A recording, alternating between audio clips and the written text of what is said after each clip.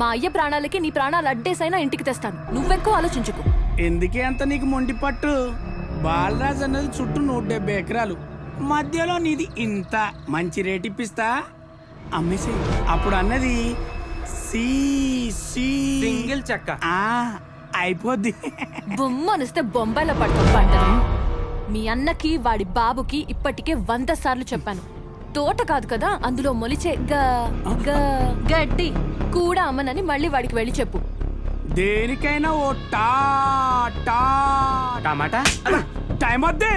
తోట బాగా ఏపుగా పెరిగింది, రాత్రి ఎవడన్నా ఎత్తుపోగలడు. జాగ్రత్త చూసుకో. మరి నువ్వు బండి తీరా. ఎలాగైనా ఈ తోట కొట్టేయాలని వాళ్ళ ప్లాను. మనం కొంచెం జాగ్రత్తగా ఉండాలమ్మో. రాత్రిపూట కాపలా కోసం ఎవరినైనా పెట్టనా? This is ridiculous. Slow down. This is not your chamber room. This is board room.